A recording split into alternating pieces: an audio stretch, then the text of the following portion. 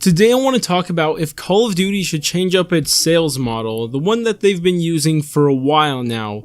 Of course, that being when they release a new Call of Duty every single year and they alternate between the three developers.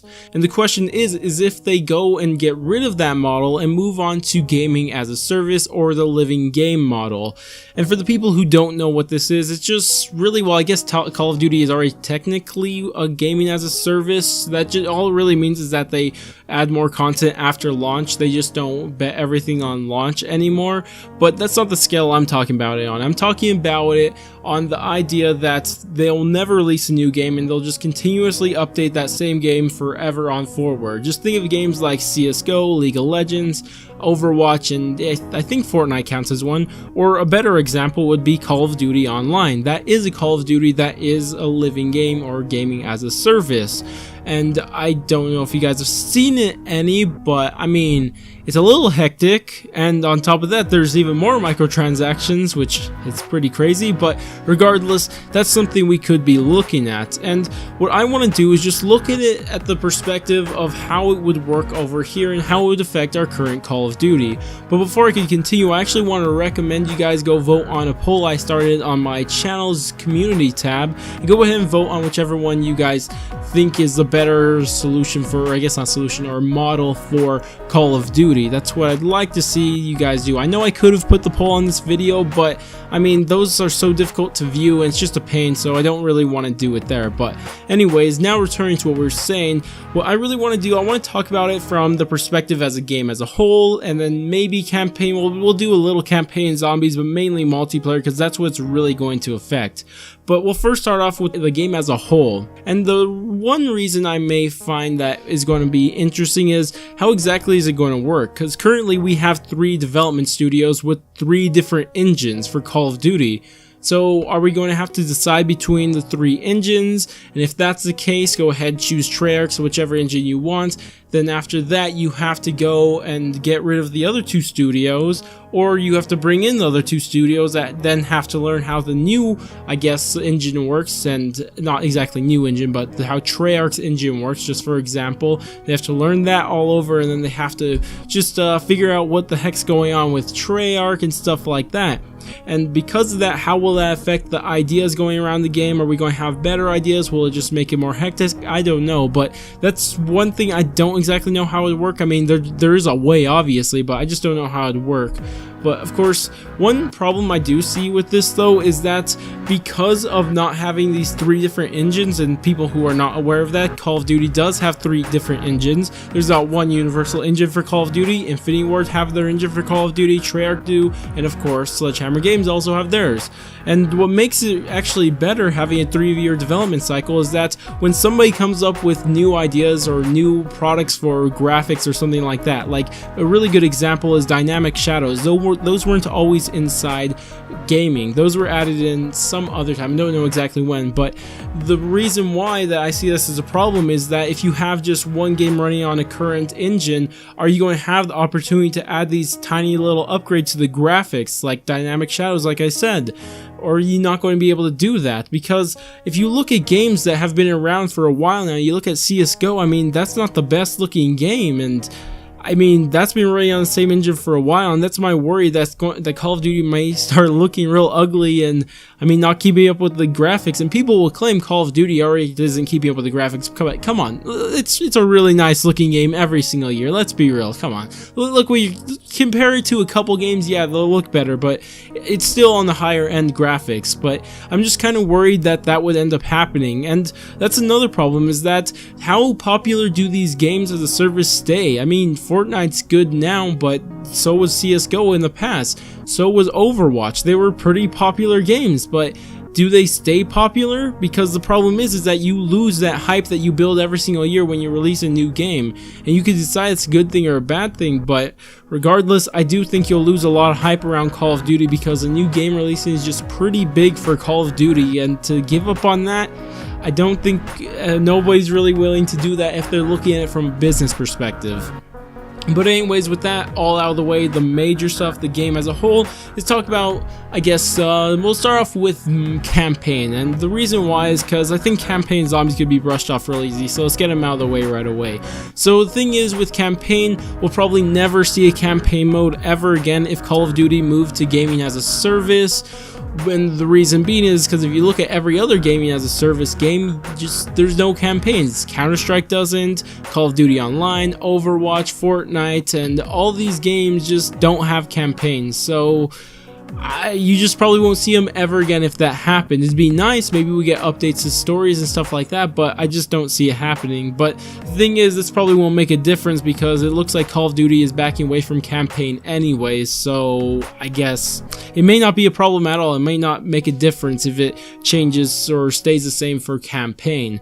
The next one I want to talk about is now zombies, and this one I can't really see that much changing. Of course, there is the problem that I talked about earlier. I mean, like, if we want just Treyarch to be developing zombies all the time, are the other people that are going to be brought in to Treyarch, if that happens, or like just what's going to happen with creative teams there? Are people going to be brought in, people going to be taken out? Are we not even going to keep that zombies team? Which zombies team are we going to get? It just is a whole problem. That's the only real worry I have for zombies, but besides that, really, Call of Duty Zombies is already gaming as a service because everything, like, you get 1 or 2 maps when you actually buy the game, and you get more maps throughout the DLC season, which is gaming as a service. You just get more throughout the season for zombies, so I don't see the difference with zombies. It's going to stay the same. Don't really see a big difference changing with zombies. And I mean, I can't think of any pros or cons. I guess it may be a little cheaper, but there's some other things in the game that I think are going to be a little bit more important, because I just see the microtransactions may get a little out of hand in zombies if we do become gaming as a service for Call of Duty, but we don't know that for sure. But now let's actually move on to multiplayer, because this is probably going to be the mode that it affects the most, obviously. And there's actually one really cool I guess positive, whatever you want to call it. There's something good for multiplayer, and that is that the supply drop guns, and I know supply drop guns are trash as a whole and nobody really likes them, but the reason why they'd be a little bit better is that when you actually get a gun from supply drops or even buy or something like that, you're going to have that gun forever. You don't have to worry about losing that gun once the new Call of Duty comes out. You just have it and it's fine. And I think that it would be really cool for the Call of Duty system as a service. But personally, I think you should just be compensated for these guns that you got in there to help you get new guns inside the next Call of Duty. But that's just my personal opinion, but we're not talking about that right now. But like I said, gaming as a service would help this aspect of the game so much. But the problem I have with this are, I think, a little bit greater, and that has to do with progression. And Call of Duty is known for its progression. I honestly love the progression system inside Call of Duty's multiplayer. I adore it. I just think it's so cool. It's one of the major reasons why I play Call of Duty every year. I love prestiging. I love unlocking those weapons, those perks or basic trains, or whatever they may be. I love doing that. I think it's just so cool. But the problem is, how are you going to have a progression system if you are now going to be the same game every single year? You're just going to have that. You're just going to upgrade, or I guess progress infinitely. You're just going to have infinite levels now. I mean, what's the use of that? Because, like, where's the goal in that? Because the reason why people prestige, they'll go for prestige rewards, or maybe even master prestige or max master prestige. You have goals when you're prestiging here, even if you're not going to reach them ever. Like, that's one of the major reasons why I play. I want to reach master prestige, but even if I know I'm not going to get there because that's based on time completely, but still I like playing it and imagine I'm going to get to that goal. But if there's no absolute goal, what's going to happen with the progression system? Are people even going to want to play for the progression system?